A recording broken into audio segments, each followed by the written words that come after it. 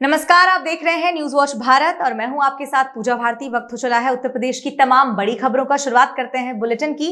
पहली खबर सुल्तानपुर से है, जहां आजाद समाज सेवा समिति का 29वां वार्षिकोत्सव शहीद खुदीराम बोस की जयंती पर तिकोनिया पार्क में धूमधाम से मनाया गया। मुख्य अतिथि भारत समाचार के संपादक ब्रजेश मिश्रा और मैग्सेसे पुरस्कार विजेता डॉक्टर संदीप पांडे शामिल हुए। राज्यसभा सांसद संजय सिंह ने संचालन किया और जरूरतमंदों को कंबल, साइकिल और सिलाई मशीन बांटी है। ब्रजेश मिश्रा ने युवाओं को मोबाइल से दूर रहने और स्वच्छता व अतिक्रमण मुक्त सुल्तानपुर बनाने का आह्वान किया है। सन 1994 में जो आज के राज्यसभा सांसद हैं संजय सिंह, उनके द्वारा आजाद समाज सेवा समिति नामक एक संस्था गठित की गई, जिसका उद्देश्य केवल सेवा था और हम सब साथी मिलकर उनके साथ सेवा का कार्य करते रहे 1994 से। और आज जो ये कार्यक्रम हो रहा है, ये सही पूछिए तो 3 दिसंबर को हम लोगों का वार्षिकोत्सव शहीद खुदीराम बोस जी की जयंती के अवसर पर किया जाता है। कतिपय कारणों से 3-4 दिन हम लोग लेट हुए हैं, तो आज शहीद खुदीराम बोस की स्मृति में आजाद समाज सेवा समिति का ये 29वां वार्षिकोत्सव मनाया जा रहा है। इस अवसर पर हम लोगों ने 1000 गरीबों को चुना है कंबल वितरित करने के लिए। 100 बच्चियां जो स्कूल में पढ़ने जाती हैं, किराया भाड़ा नहीं हो पाता उनके पास, उनको जाने के लिए साइकिल की व्यवस्था 100 बच्चियों को की गई है।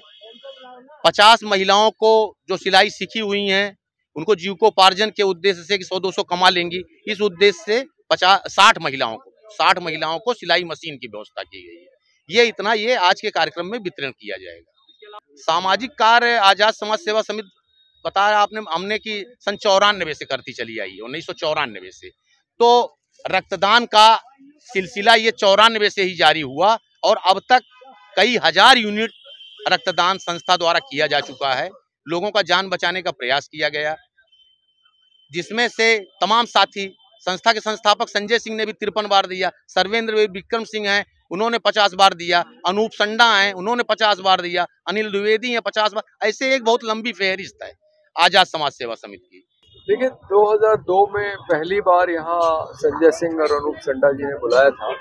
यही कार्यक्रम था, 3 दिसंबर को था, खुदीराम बोस की जयंती पे रजाई बांटने वाला। तो सुरेंद्र मोहन जी के कहने पे, जो दिवंगत समाजवादी नेता है, उनके कहने पे बनाया था और तब से मुझे बहुत अच्छा लगा जिस तरह से यहाँ कार्यक्रम आयोजित होते हैं, जो यहाँ स्वयं सेवा की ही भावना नहीं सिर्फ, बल्कि जो एक राजनीतिक चेतना, मतलब उस समय भी ये कहा जाता था कि लोकतांत्रिक समाजवादी पार्टी, जिसमें संजय सिंह और अनूप संडा थे, वो यहाँ पे विपक्ष की भूमिका निभा रही थी। और एक से एक ऐतिहासिक कार्यक्रम हुए, जिसमें अशोक सिंघल जब त्रिशूल बांट रहे थे तो मंच लगा के यहाँ गीता बांटी गई और उस कार्यक्रम को सफल बनाया गया और घोषणा की गई कि जहाँ त्रिशूल बटेगा वहाँ गीता बांटी जाएगी।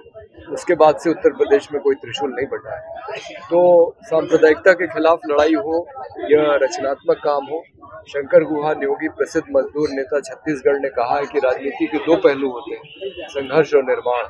तो वो दोनों मैंने यहाँ पे देखे और इसी वजह से मैं यहाँ आता हूँ। कल यहाँ मोहित अहमद साहब के कॉलेज में भी सालाना कार्यक्रम था, तो ये जगह बहुत अनोखी है इस मायने में। खबर गाजियाबाद से है, जहां कविनगर रामलीला मैदान में आज हिंदू संगठनों ने बांग्लादेश सरकार का पुतला जलाया और नारेबाजी की है। प्रदर्शनकारियों ने बांग्लादेश में हिंदुओं पर हो रहे अत्याचार, महिलाओं के साथ दुष्कर्म और संपत्तियों पर कब्जे की निंदा की है। उन्होंने बांग्लादेश की जेल में बंद चिन्मय कृष्णदास की रिहाई की मांग भी की है। भारत सरकार ने बांग्लादेश में हिंदू उत्पीड़न को रोकने की अपील की। खबर सहारनपुर से है, जहां बांग्लादेश में हिंदुओं के नरसंहार और धार्मिक स्थलों को निशाना बनाए जाने के विरोध में आज साधु संतों की अगुवाई में हिंदू समाज ने दिल्ली रोड साउथ सिटी में विरोध सभा आयोजित किया।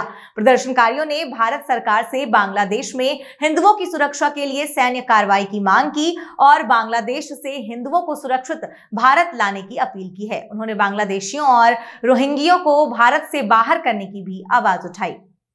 यहाँ पर आने का मकसद क्लियर था कि बांग्लादेश में जो हिंदुओं का नरसंहार हो रहा है, उसके लिए प्रत्येक सहारनपुर का सनातनी, सहारनपुर का हिंदू सहारनपुर का प्रत्येक व्यक्ति कंधे से कंधा मिलाकर चट्टान की तरह खड़ा है कि उन्हें बता पाए कि 200-300 नहीं 1500 किलोमीटर दूर आपकी हिंदुस्तान में चिंता की जा रही है।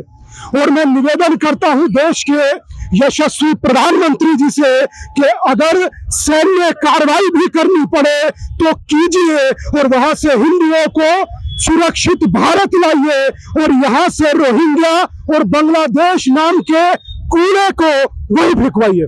खबर सोनभद्र से है, जहां एक बार फिर तेज रफ्तार का कहर देखने को मिला। बता दें, एक बाइक पर सवार 3 युवकों की दर्दनाक मौत हो गई। बाइक अनियंत्रित होकर गड्ढे में गिरने से हादसा हुआ है। अस्पताल पहुंचने पर डॉक्टरों ने तीनों को मृत घोषित कर दिया।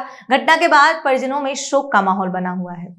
थाना कोन अंतर्गत 3 व्यक्ति मोटरसाइकिल से जा रहे थे। रास्ते में वह मोटरसाइकिल अनियंत्रित हो गई तथा खड्डे में गिर गई, जिससे तीनों व्यक्ति दुर्घटनाग्रस्त हो गए। सूचना मिलते ही थाना कोन पुलिस मौके पहुंची तथा उन्हें अपने सरकारी वाहन से इलाज हेतु सामुदायिक स्वास्थ्य केंद्र कोन ले जाया गया, जहां पर डॉक्टर ने तीनों व्यक्तियों को मृत घोषित कर दिया गया। परिवार के लोग स्वयं उपस्थित हैं। अग्रिम वैधानिक कार्रवाई की जा रही है। मौके पर शांति व्यवस्था कायम है। खबर झांसी से है, जहां मऊरानीपुर में तेज रफ्तार बस ने ऑटो में सवार स्कूली बच्चों को जोरदार टक्कर मार दी, जिसमें ऑटो में बैठे बच्चे बुरी तरह से घायल हो गए। आनन फानन में राहगीर की मदद से घायल बच्चों को 108 एम्बुलेंस से मऊरानीपुर स्वास्थ्य केंद्र में भर्ती कराया गया। वहीं आज जैसे ही टीकमगढ़ रोड स्थित दीपक मेमोरियल स्कूल के पास ऑटो रुकी तो वह उतरे, तभी पीछे से तेज गति से आ रही बस ने जोरदार टक्कर मार दी, जिसमें 3 बच्चे सहित ड्राइवर बुरी तरह से घायल हो गया। वहीं चिकित्सकों ने बच्चों की ज्यादा हालत खराब होने पर घायल बच्चों को झांसी रेफर कर दिया है। अभी हमारे पास 4 एक्सीडेंटल केस आए हुए हैं, जिसमें 3 स्कूली बच्चे हैं, एक बुजुर्ग है जो कि श्यामली गांव के रहने वाले हैं। ठीक है, बताया जा रहा है कि टैक्सी और बस में टक्कर हुई है, पीछे से बस में टक्कर मार दी है।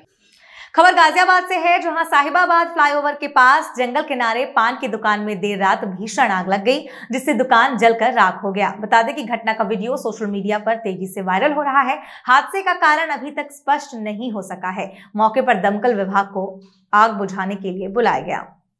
आज के बुलेटिन बस इतना ही। बाकी खबरों के लिए देखते रहिए न्यूज वॉच भारत। नमस्कार।